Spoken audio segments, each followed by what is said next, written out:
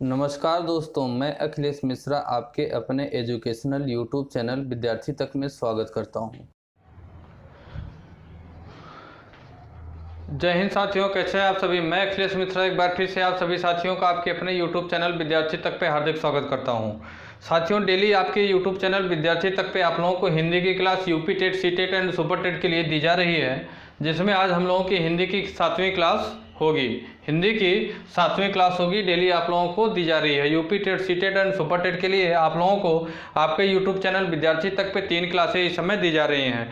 3 क्लासों में सबसे पहली क्लास होती है जो मॉर्निंग में होती है बाल विकास की, और दूसरी क्लास दोपहर में आप लोगों को 2 से 3 बजे के आसपास दी जाती है जो कि हिंदी की होती है, और तीसरी क्लास आप लोगों को सामाजिक विज्ञान से संबंधित हिस्ट्री की 3-4 क्लास दी जा चुकी है, जिसमें ज्योग्राफी की भी क्लास आप लोगों को दी जा चुकी है जो कि रात में 7 से 8 बजे के आसपास दी जाती है। तो साथियों, उसी क्रम में हम लोग आज फिर से हिंदी की क्लास को लेके आए हैं, और जैसा कि हम लोग हिंदी व्याकरण इसमें पढ़ रहे हैं। क्या पढ़ रहे हैं? सॉरी साथियों, हल्की जुकाम हो गई है। हम लोग हिंदी व्याकरण पढ़ रहे हैं। हिंदी की हम लोगों की 7वीं क्लास है। हिंदी भाषा के विकास को हम लोग बिल्कुल अच्छे से, एकदम डीपली, जीरो से शिखर तक हम लोगों ने अच्छे से जाना कि एक भी क्वेश्चन हम लोगों का छूट न पाए। साथ ही साथ अब हम लोग हिंदी व्याकरण की चर्चा कर रहे हैं, जिसमें संज्ञा हम लोग पढ़ रहे थे। संज्ञा हम लोग पढ़ रहे थे, संज्ञा के बारे में जाने हम लोग कि संज्ञा के कितने भेद होते हैं, संज्ञा के कितने भेद होते हैं। तो संज्ञा के हम लोग टोटल 5 भेदों को पढ़े थे। व्यक्तिवाचक संज्ञा, जातिवाचक संज्ञा, समूहवाचक संज्ञा, द्रव्यवाचक संज्ञा तथा भाववाचक संज्ञा। तो साथियों, उसी क्रम में हम लोग व्यक्तिवाचक संज्ञा, साथ ही साथ जातिवाचक और समूहवाचक संज्ञा और द्रव्यवाचक संज्ञा को हम लोग अच्छे से बिल्कुल डीपली पढ़ लिए थे। आज हम लोग भाववाचक संज्ञा को यहाँ पे पढ़ेंगे। कौन सी संज्ञा? भाववाचक संज्ञा को हम लोग यहाँ पे पढ़ने का काम करेंगे।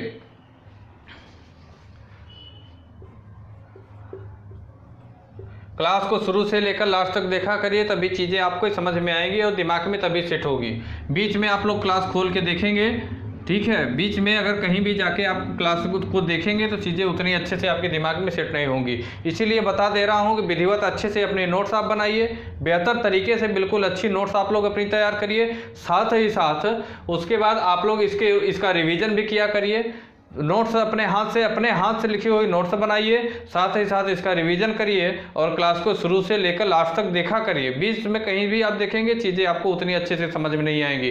साथ ही साथ आप अगर हमारे साथ अच्छे से मेहनत नहीं करेंगे, बाद में आप कहेंगे कि हमारा सिलेक्शन नहीं हुआ, तो इसके जिम्मेदार स्वयं आप होंगे। सिलेक्शन बैच आप लोगों के लिए लॉन्च किया गया है। ये कंडीशन तब लागू होगी जब पूरी मेहनत के साथ आप अपनी प्रिपरेशन को मेरे साथ बनाए रखेंगे। जितनी मेहनत मैं कर रहा हूँ, अगर इसकी आप लोग 20 से 30% भी मेहनत कर देंगे तो सिलेक्शन, दुनिया की ताकत नहीं है कि आप लोगों का सिलेक्शन कोई रोक देगा, इसकी मैं दावा करता हूं। लेकिन उसके लिए आप लोगों को मेहनत करना पड़ेगा, दृढ़ संकल्प होना पड़ेगा, तब भी जाके सिलेक्शन होता है। इतना आसान सिलेक्शन नहीं होता है कि सिलेक्शन किसी का हो गया। जितना अच्छा सुनने में लगता है उतना आसान होता नहीं है। सुनने में बहुत अच्छा लगता है कि फलां का सिलेक्शन हो गया, लेकिन कितनी मेहनत की हुई है इसका अंदाजा सिर्फ वही लगा सकता है। कहने के लिए तो बहुत लोग बहुत कुछ कहते हैं। ठीक, आइए हम लोग अपनी क्लास को आगे बढ़ाते हैं। भाववाचक संज्ञा।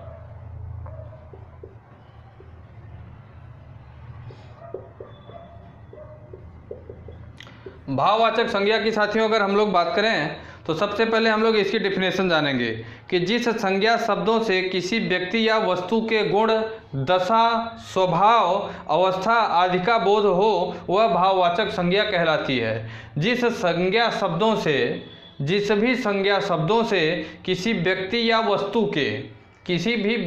वस्तु के गुण, दशा और स्वभाव, अवस्था का बोध होता है, उसी को हम लोग भाववाचक संज्ञा कहते हैं। आइए लिख लेते हैं। जिस संज्ञा शब्दों से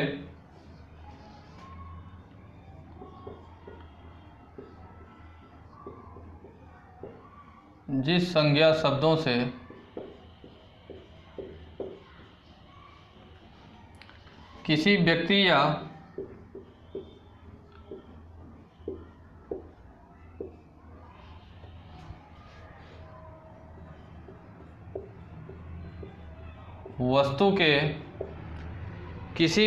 या वस्तु के गुण, दशा,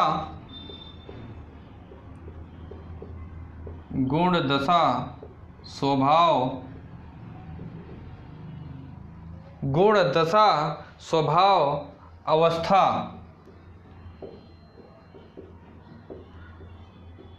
आदि का बोध होता है,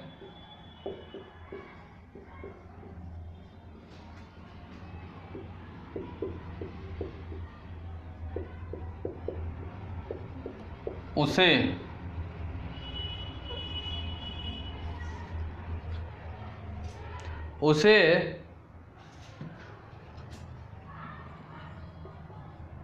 भाववाचक संज्ञा कहते हैं। उसे भाववाचक संज्ञा कहते हैं। साथ ही साथ साथियों, अगर हम इसके एग्जाम्पल की बात करें, अगर हम लोग इसके एग्जाम्पल की बात करें, जैसे उदाहरण की बात करें, तो जैसे में अगर बात करें तो आशा, निराशा, क्रोध, आशा, निराशा, क्रोध, बुढ़ापा, जवानी, साथ ही साथ बात करें पढ़ाई लिखाई,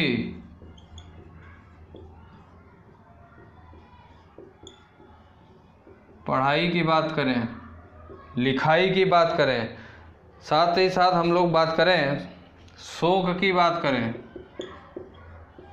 इत्यादि। साथियों, हम लोग भाववाचक संज्ञा पढ़ रहे हैं। कौन सी संज्ञा? भाववाचक संज्ञा को हम लोग पढ़ रहे हैं। जिस संज्ञा शब्द में, जिस भी संज्ञा शब्द में किसी व्यक्ति की, किसी भी संज्ञा शब्द में किसी व्यक्ति की या तो वस्तु की, किसी व्यक्ति की या तो वस्तु के गुण की पता चलता है, किसी व्यक्ति या वस्तु के गुण का पता चलता है, या तो उसकी दशा का पता चलता है, या उसके स्वभाव का पता चलता है कि उसका स्वभाव क्या है, उसकी अवस्था का पता चलता है कि उसकी अवस्था क्या है, आदि सभी चीज़ों का बोध होता है, उसे हम भाववाचक संज्ञा कहते हैं। उसके गुण का पता चलता है कि उसका गुण क्या है, ठीक, उसकी दशा की पता चलता है कि उसकी दशा क्या है, उसके भाव का पता चलता है उसका भाव क्या है, क्रोधी है कि शांत है, उसकी अवस्था का पता चलता है कि वो कौन सी अवस्था में है, कि बुढ़ापे में है कि जवानी में है, किस अवस्था में है, इन सभी चीज़ों की अगर पता चलता है तो उसे हम लोग भाववाचक संज्ञा की श्रेणी में रखते हैं। जैसे हम लोग कुछ और एग्जाम्पल की बात करें अगर, तो जैसे भाव की अगर बात करें तो भाव के एग्जाम्पल कुछ हम लोग देखते हैं। जैसे हुआ आशा, निराशा, कुछ एग्जाम्पल भी हम आप लोगों को बता देते हैं। आशा हुआ, निराशा हुआ, साथ ही साथ बात करें प्रेम हुआ, शत्रुता हुआ, प्रेम हुआ, शत्रुता हुआ, ग्लानि हुई, क्रोध हुआ, शांत हुआ,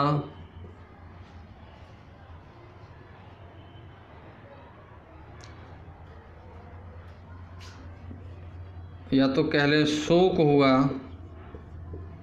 साथ ही साथ इसी में हम लिख सकते हैं स्वार्थ भी हो जाता है। ये सारी चीज़ें उसके भाव होंगे, ठीक है। अगली बात हम लोग कार्य की करेंगे कि उसका कार्य क्या है। तो कार्य की बात करें तो हो गया पढ़ाई लिखाई, पढ़ाई लिखाई, सिलाई, साथ ही साथ और अगर बात करें तो लड़ाई भी आ जाएगा, लड़ाई, तारीफ, और बात करें तो सलाह, ये सारी चीज़ें कार्य में आ जाएंगी। और इसी के अंतर्गत अगर दशा की बात किया जाए कि दशा क्या होगी, तो दशा की बात करें तो जवानी हुआ, बुढ़ापा हुआ, जवानी, बुढ़ापा, यौवन, यौन अवस्था, और अगर बात करें तो भूखा हो जाएगा, साथ साथ प्यासा भी हो जाएगा, बस इतनी जो है ये उसकी दशा होंगी।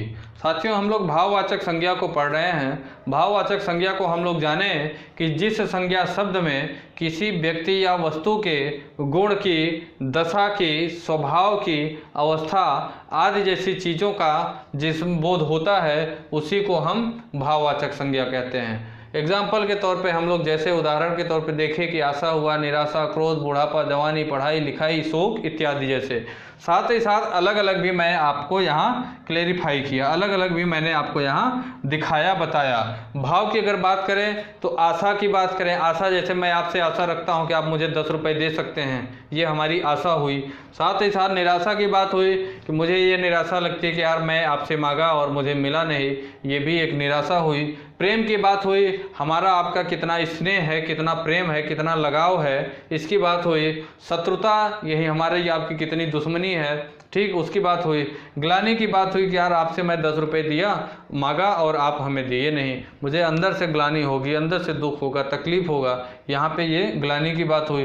क्रोध, मैं यहीं पे आवेशित हो गया कि मैं आपसे 10 रुपये मांगा और आप दिए नहीं, दोगे क्यों नहीं, कैसे नहीं दोगे, यहाँ पे क्रोध की बात हो गई। शोक की भी बात होती है, स्वार्थ की भी बात होती है। जैसे आप हमसे पढ़ रहे हैं तो यहाँ आपका हो सकता है कुछ न कुछ स्वार्थ हो। स्वार्थ का मतलब यह है कि आप हमसे कुछ सीख सकते हैं, मैं आपको कुछ सिखा सकता हूँ, तो यहाँ स्वार्थ की बात होती है। जैसे मैं किसी की मदद की बात करूँ कि मैं किसी की मदद करूँगा तो वहाँ भी मेरा स्वार्थ कहीं ना कहीं रहेगा। स्वार्थ यह रहेगा, मानव जीवन है, प्रत्येक मानव स्वार्थी है, कोई कम है कोई ज़्यादा, तो वहाँ स्वार्थ यह रहेगा कि यार आज मैं इसकी मदद कर दिया, कल हो सकता है वो भी मेरी मदद करे। क्या, आज मैं उसकी मदद किया, कल हो सकता है वो भी मेरी मदद करे। यहाँ पे ये अपना स्वार्थ, बहुत लोग ऐसा सोचते हुए ही लोगों की मदद करते हैं कि आज मैं आपकी मदद करूँगा तो हो सकता है कल आप हमारी मदद करें। ठीक, अगली बात अगर कार्यों की बात किया जाए, जैसे मैं पढ़ाई कर रहा हूँ तो ये भी हमारा एक कार्य है, लिखाई कर रहा हूँ ये भी मेरा एक कार्य होता है, सिलाई करूँगा यह भी कार्य है, लड़ाई करूँगा तो ये भी एक कार्य किसी न किसी का होता है। ऐसे बहुत से लोगों का देखे होंगे आप लोग, हालांकि ये उम्र के हिसाब से बदलता रहता है। ऐसे बहुत से लोगों का काम सिर्फ काम ही यही रहता है कि उनका लड़ाई करना, ढूंढते रहते हैं कि कोई इशू मुझे मिल जाए, कोई मुद्दा मिले, हम लड़ाई करें।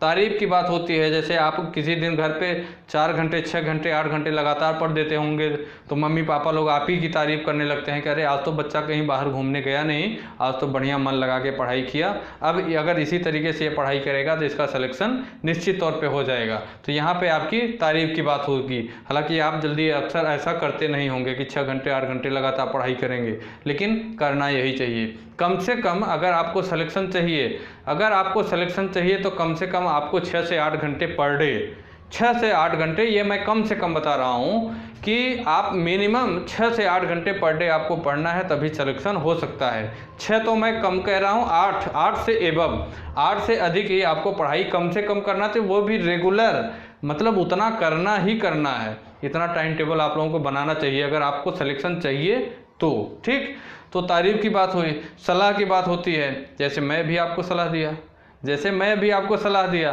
कि कम से कम 8 घंटे आपको पढ़ाई करना ही चाहिए, तो सलाह देना भी ये मेरा एक कार्य है, फर्ज बनता है। ये फर्ज इसलिए बनता है कि हमारा आपका जुड़ाव है, हमारा आपका आपसे जुड़ाव है, हम लोग एक दूसरे से जुड़े हुए हैं, इस वजह से हमारा कर्तव्य बनता है, हमारा कार्य बनता है कि जो भी चीज़ें हमें जानकारी में हैं, हमें पता है, उसको लेकर कम से कम मैं आपको अगर सजेस्ट कर सकूं, आपका जीवन अगर उज्जवल हो सकता है तो मुझे भी खुशी होगी, मुझे भी प्रसन्नता होगी, इससे ज़्यादा मुझे कुछ नहीं है। अगर आपका सिलेक्शन होता है, आप अपने कार्यों में सही से लग जाते हैं, अच्छी जगह कहीं सेलेक्ट हो जाते हैं, बस यही मेरी मेहनत है, इससे ज़्यादा मुझे अपने मेहनत के लिए कुछ नहीं चाहिए। तो ये भी मेरा सलाह देना एक कार्य है। अगली बात करें दशा की, तो जवानी जो होती है, अभी यह उम्र जो है आप लोगों की, लगभग जितने भी लोग पढ़ रहे हैं, इस उम्र में अगर आप लोग पढ़ाई कर लिए, मेहनत कर लिए, जितना अगर इस उम्र में आप लोग मेहनत करके पढ़ाई कर सकते हैं, उतना 25 साल 30 साल के बाद आप लोग उतनी मेहनत उतनी ऊर्जा के साथ पढ़ाई नहीं कर पाएंगे। ये भी एक,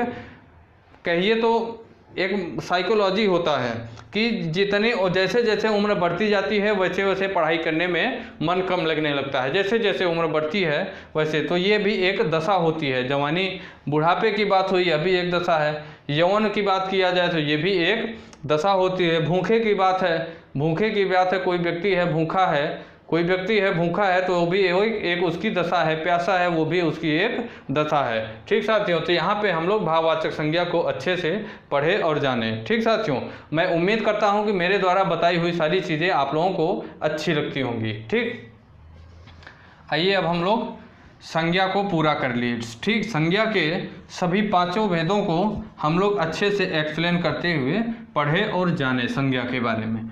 संज्ञा क्या होती है, संज्ञा के कितने भेद होते हैं, प्रत्येक संज्ञा के किस प्रकार से जाना जा सकता है, किस प्रकार से समझा जा सकता है, उसको हम लोग अच्छे से जाने और समझे। अच्छे से जाने हम लोग और समझने का काम किए। ठीक, अब हम लोग आगे सर्वनाम की बात करेंगे। किसकी बात करेंगे? सर्वनाम की।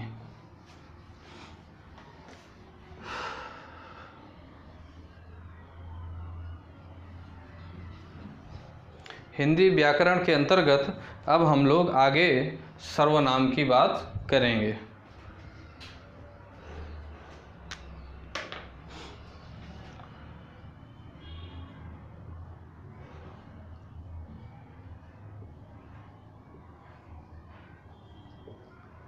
सर्वनाम की बात करेंगे। साथियों, संज्ञा के स्थान पर प्रयुक्त होने वाले शब्द को ही सर्वनाम कहते हैं। किसे कहते हैं? संज्ञा के स्थान पर प्रयुक्त होने वाले शब्द को सर्वनाम कहते हैं। जैसे कहा जाए तो मैं हो गया, तू हुआ, आप, यह, जो, सो, कोई, कुछ, कौन, वह, उसके इत्यादि शब्द जो होते हैं ये सर्वनाम कहे जाते हैं। क्या कहे जाते हैं? सर्वनाम कहे जाते हैं। साथियों, अगर बात किया जाए तो सर्वनाम भाषा को सुंदर, सहज और सुव्यवस्थित और सुजनक बनाने का काम करता है। सर्वनाम जो होता है यह भाषा को सुंदर, सुसज्जित, सुव्यवस्थित और सुविधाजनक बनाने का काम करता है। साथ ऐसा क्यों होता है? क्योंकि भाषा में एक ही शब्द की बार बार आवृत्ति से भाषा की सुंदरता समाप्त हो जाती है। कोई भी भाषा हुई, किसी भी भाषा में अगर एक ही शब्द की बार बार पुनरावृत्ति होती है तो उसकी शोभा बिगड़ती है, उसकी शोभा बिगड़ती है। तो इसलिए पुनरावृत्ति न हो उसके लिए सर्वनाम का प्रयोग किया जाता है। अगली बात करें, जैसे अगर बात किया जाए तो किसी गद्यांश के जैसे अगर पुनरावृत्ति की बात किया जाए तो हम लोग यहाँ लिख दें, जैसे हम लिखें यहाँ पे, राम बहुत अच्छा लड़का है, बहुत अच्छा लड़का है। साथ ही साथ हम लिखें राम स्कूल जाता है, राम स्कूल जाता है। राम का घूमने में मन लगता है, राम का घूमने में मन लगता है।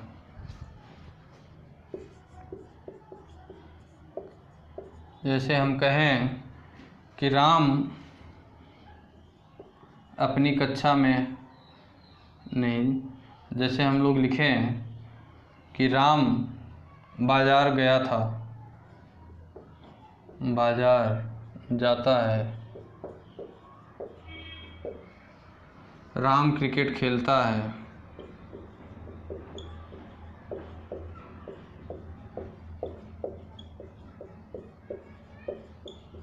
राम आज स्कूल नहीं आएगा,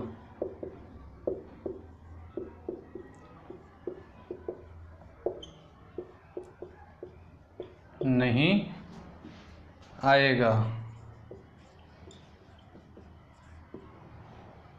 राम के घर चोरी हो गई, नहीं। राम देखने में बहुत सुंदर लगता है,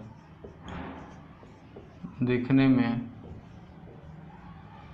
बहुत सुंदर लगता है। ये साथियों राम राम शब्द जो बार बार आ रहा है, राम बहुत सुंदर, बहुत अच्छा लड़का है, राम स्कूल जाता है, राम का घूमने में मन लगता है, राम बाजार जाता है, राम क्रिकेट खेलता है, राम आज स्कूल नहीं आएगा, राम देखने में बहुत सुंदर लगता है। ये साथियों जो बार बार राम शब्द की पुनरावृत्ति हो रही है। किस शब्द की? राम शब्द की, जो बार बार पुनरावृत्ति हो रही है। तो साथियों, यही जो राम शब्द है ये राम संज्ञा है। क्या है? राम संज्ञा है। ठीक, जहाँ ये राम है, ये भी राम है, ये भी संज्ञा का काम कर रहा है। ठीक, ये भी राम है तो राम भी संज्ञा का, क्योंकि हम लोग पढ़े थे कि संज्ञा क्या होती है। किसी व्यक्ति, वस्तु, स्थान, स्थिति, गुण अथवा भाव के नाम का बोध कराने वाले शब्दों को हम लोग संज्ञा कहते हैं। ये जितने राम शब्द हैं सभी यहाँ पे संज्ञा का कार्य कर रहे हैं। सभी शब्द यहाँ पे संज्ञा का काम कर रहे हैं। तो ये राम शब्द जो है साथियों, राम शब्द जो है, राम की बार बार पुनरावृत्ति हो रही है। राम बहुत सुंदर अच्छा लड़का है, राम स्कूल जाता है, राम का घूमने में मन लगता है, राम बाजार जाता है, राम क्रिकेट खेलता है, राम आज स्कूल नहीं आएगा, राम देखने में बहुत सुंदर लगता है।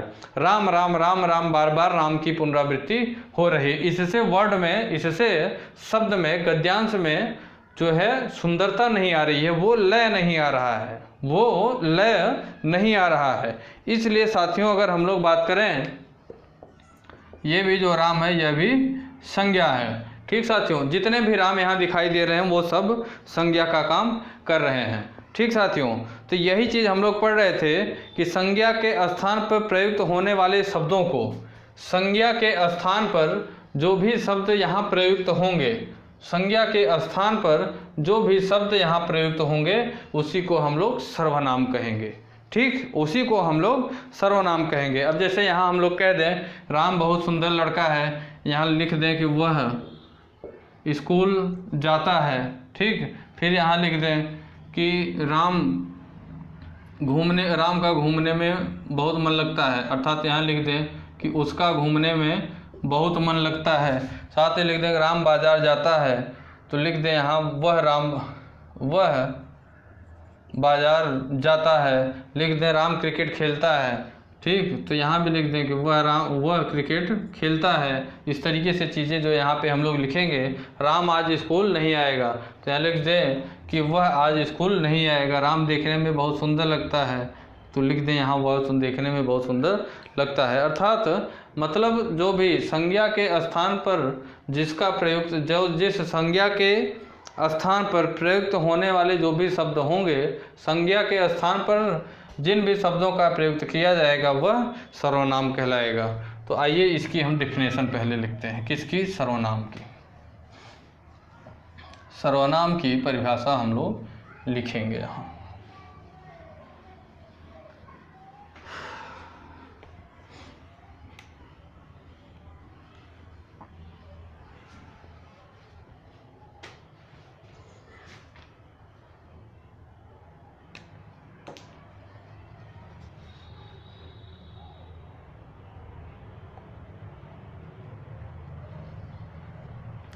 सर्वनाम की परिभाषा हम लोग लिखेंगे, ऐसे शब्द जो किसी भी संज्ञा के, ऐसे शब्द जो किसी भी संज्ञा के, ऐसे शब्द जो किसी भी संज्ञा के स्थान पर प्रयुक्त किए जाते हैं,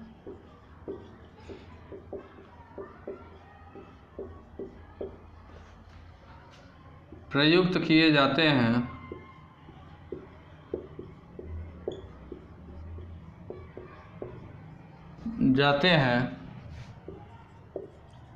उसे सर्वनाम कहते हैं। उसे सर्वनाम कहते हैं।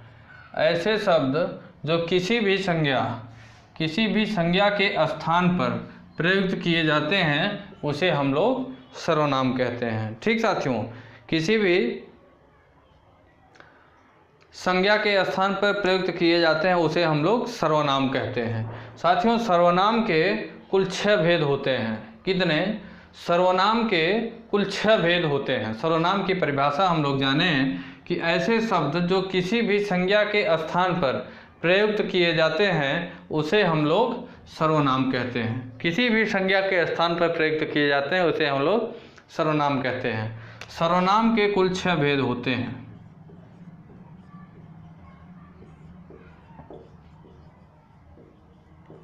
सर्वनाम के कुल 6 भेद होते हैं।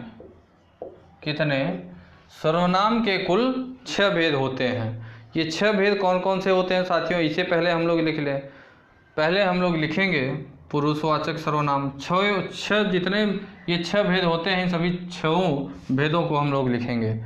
पुरुषवाचक सर्वनाम,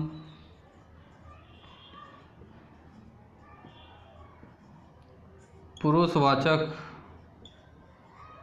सर्वनाम। अगली बात लिखेंगे हम लोग निश्चयवाचक सर्वनाम।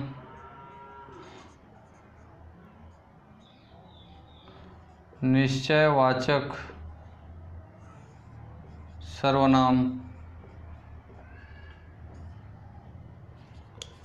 तीसरा होता है अनिश्चयवाचक सर्वनाम।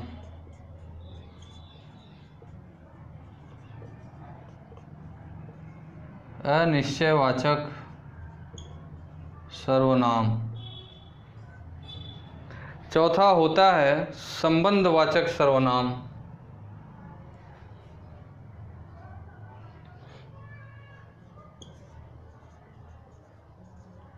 संबंधवाचक सर्वनाम।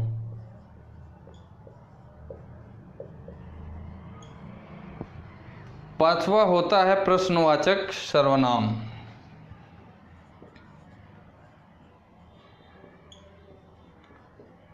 प्रश्नवाचक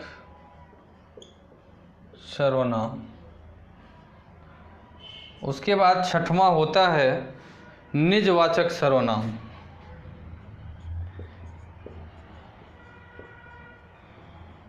निजवाचक सर्वनाम। साथियों, हम लोग सर्वनाम पढ़ने का काम कर रहे हैं। सर्वनाम की डेफिनेशन हम लोग जाने कि ऐसे शब्द जो किसी भी संज्ञा के स्थान पर प्रयुक्त किए जाते हैं उसे हम लोग सर्वनाम कहते हैं। फिर उसके बाद हम लोग आगे जानने का काम किए कि सर्वनाम के कुल 6 भेद होते हैं। कितने भेद? सर्वनाम के कुल 6 भेद होते हैं। उन सभी 6 भेदों को हम लोग जानने का काम किए। उन सभी 6 भेदों को हम लोग जानने का काम किए। पहला भेद होता है पुरुषवाचक सर्वनाम। दूसरा भेद होता है निश्चयवाचक सर्वनाम। तीसरा भेद होता है अनिश्चयवाचक सर्वनाम। चौथा भेद होता है संबंधवाचक सर्वनाम। पांचवा भेद होता है प्रश्नवाचक सर्वनाम। और छठवां भेद होता है निजवाचक सर्वनाम। अब हम लोग इन 6 भेदों के सर्वनाम जो हैं, इन सभी को एक एक कर हम लोग पढ़ने का काम करेंगे। एक एक कर हम सभी भेदों को हम लोग पढ़ने का काम करेंगे।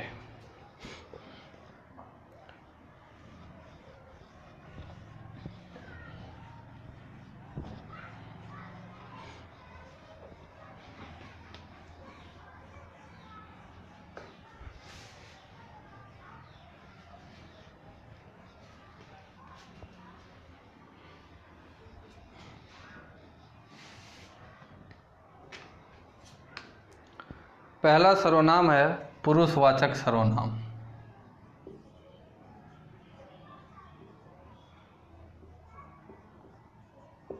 पुरुषवाचक सर्वनाम।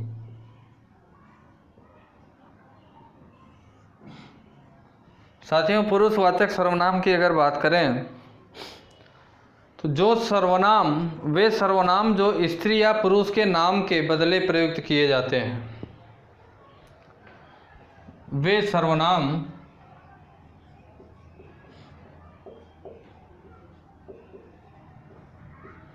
जो स्त्री या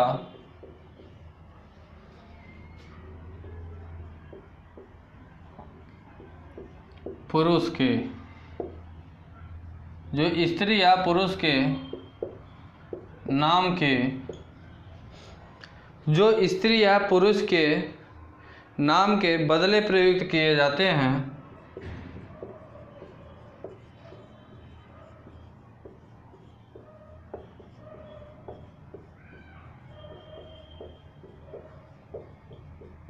उसे पुरुषवाचक सर्वनाम कहते हैं।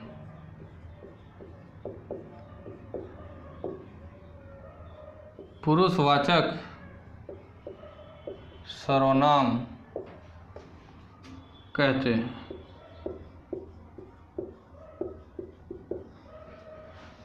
पुरुषवाचक सर्वनाम की बात हम लोग कर रहे हैं।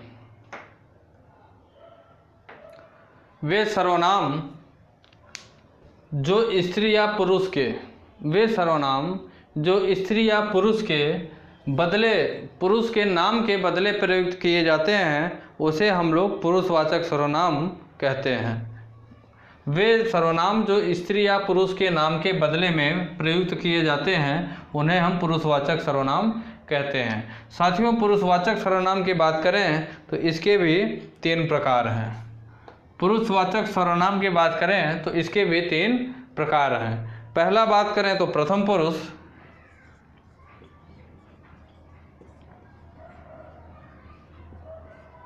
दूसरा बात करें तो मध्यम पुरुष,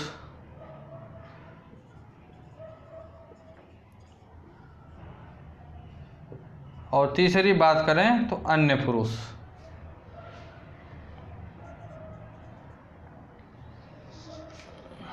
तीसरी बात करें तो अन्य पुरुष।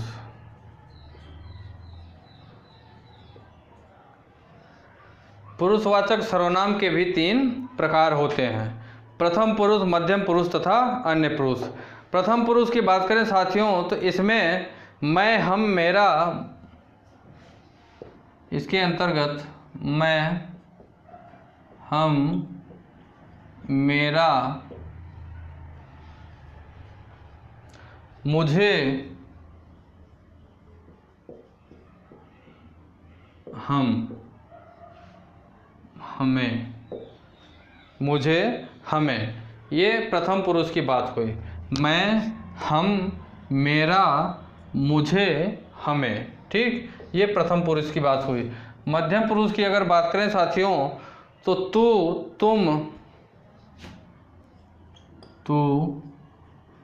तुम, आप, तुम्हें, आपने, यहाँ मध्यम पुरुष की बात किया जाएगा। लेकिन अगर साथियों यहीं पे अन्य पुरुष की बात किया जाएगा तो यहाँ लिखेंगे वे, वह, ये, यह।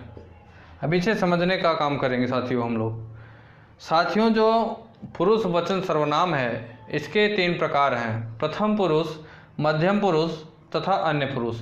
प्रथम पुरुष की बात करें तो यहाँ अपनी बात की जाएगी। किसकी बात? एक टेक्निकल समझिएगा, अपनी भाषा में अपने तरीके से समझिएगा कि यहाँ अपनी बात की जाएगी। अपनी बात जैसे मैं मतलब सिर्फ मेरा, मेरी बात यहाँ की जाएगी। हम अर्थात हमीर, हम अर्थात हम। मेरा की बात किया जाएगा कि मेरा। मुझे का मतलब बात किया गया कि यहाँ मेरा मतलब मुझे, मेरी बात की गई। हमें अर्थात हमें ही। ठीक साथियों, उसके बाद अगर हम लोग मध्यम पुरुष की बात करें, किसकी बात करें? मध्यम पुरुष की अगर बात करें तो मध्यम पुरुष में आपकी बात की जाएगी, अर्थात तुम, तुम्हारा। ठीक, तू की बात किया गया, तू कर ले ये काम। ठीक, तुम की बात होगी, तुम कर लो ये चीज़ें। आपकी बात किया जाएगा कि आप ऐसा क्यों नहीं करते हो, आपको करना चाहिए। ठीक, तुम्हें की बात किया जाएगा कि ये चीज़ तुम करो, मतलब तुम्हें करना चाहिए। ठीक, ये हुआ कि यहाँ पे ये चीज़ तुम्हें करना चाहिए। आपने अर्थात आपने क्या किया अभी तक, आपने अभी तक क्या किया, इसकी बात की जाएगी। अन्य पुरुष की बात किया जाएगा यहाँ, अर्थात थर्ड पर्सन की बात किया जाएगा। यहाँ ना हमारी बात की जाएगी ना आपकी बात की जाएगी, यहाँ किसी थर्ड पर्सन की बात की जाएगी, तीसरे व्यक्ति की बात किया जाएगा। कहा जाएगा वे कहाँ गए, वे कहाँ गए। बात किया जाएगा वह बाजार जाता है, ना हम जाएंगे ना आप जाएंगे, तीसरा कोई जाएगा। वह बाजार जाता है। यहाँ बात किया जाए ये सब कहाँ जा रहे हैं, मैं आपसे कहूँगा कि ये सब कहाँ जा रहे हैं। यहाँ ना मेरी बात हुई ना आपकी, यहाँ तीसरे व्यक्ति की बात हुई कि ये सब कहाँ जा रहे हैं। अगली बात हुई कि यह क्या कर रहे हो। जैसे यहाँ बात हुई कि यह क्या हो रहा है, यह क्या हो रहा है। इस तरीके से साथियों यहाँ हम लोग सर्वनाम की चर्चा किए। लाइट चली गई जिस वजह से फोकस सही से नहीं आ रहा है, तो क्लास को हम लोग यहीं पे एंड करते हैं। क्लास बहुत लंबी भी नहीं होगी, आप लोगों को जो है पढ़ने में मदद मिलेगी। साथ ही साथ सिलेबस की चिंता बिल्कुल मत करिएगा, क्लास को आप लोग पूरे मन लगा के अच्छे से देखा करिए, ठीक। सिलेबस के बिना किसी प्रकार की चिंता किए हुए एक चीज़ें अच्छे से यहाँ डिस्क्राइब करते हुए आपको दी जाएंगी हमारे द्वारा। साथ ही साथ आप लोग बिल्कुल सिलेबस की चिंता मत करिए, सिलेबस पूरा कराना ये मेरी जिम्मेदारी है। मैं अगर आपसे वादा किया हूँ तो सिलेबस को मैं पूरा करवाऊँगा, ये हमारी रिस्पॉन्सिबिलिटी है, ये हमारी जिम्मेदारी है। आप लोग क्लास को शुरू से लेकर लास्ट तक देखा करिए। क्लास अगर अच्छी लगी हो तो क्लास को लाइक करना बिल्कुल मत भूलिए। साथ ही साथ आप अपनी क्या प्रतिक्रिया देना चाहते हैं, आप अपनी प्रतिक्रिया क्या देना चाहते हैं, क्लास कैसी लगी, क्लास कैसी लगी, ये सारी चीज़ें आप लोग कमेंट बॉक्स में कमेंट करके अपना व्यू, अपनी प्रतिक्रिया दे सकते हैं। साथ ही साथ अगर हमारे यूट्यूब चैनल विद्यार्थी तक पे आप अगर नए हैं तो विद्यार्थी तक यूट्यूब चैनल को सब्सक्राइब करिए। साथ ही साथ इस चैनल को, इस क्लास को इतना ज़्यादा से ज़्यादा शेयर करिए जिससे कि प्रत्येक ज़रूरतमंद विद्यार्थी तक यह क्लास पहुंच सके और विद्यार्थी तक यूट्यूब चैनल प्रत्येक विद्यार्थी की मदद कर सके अपने माध्यम से, जिस भी लेवल में वो सक्षम रहेगा, हमेशा करेगा और है भी, जिस भी लेवल में है वो मदद करेगा ही करेगा, ठीक साथियों। तो ठीक है साथियों, क्लास को ओवर करते हैं यहीं पे और आपको जो है सामाजिक विज्ञान की क्लास शाम तक दी जाएगी, ठीक। जय हिंद, जय भारत। दोस्तों, अगर आप हमारे YouTube चैनल विद्यार्थी तक पे नए हैं तो लाइक करें, सब्सक्राइब करें और बेल आइकन को दबाना ना भूलें। धन्यवाद।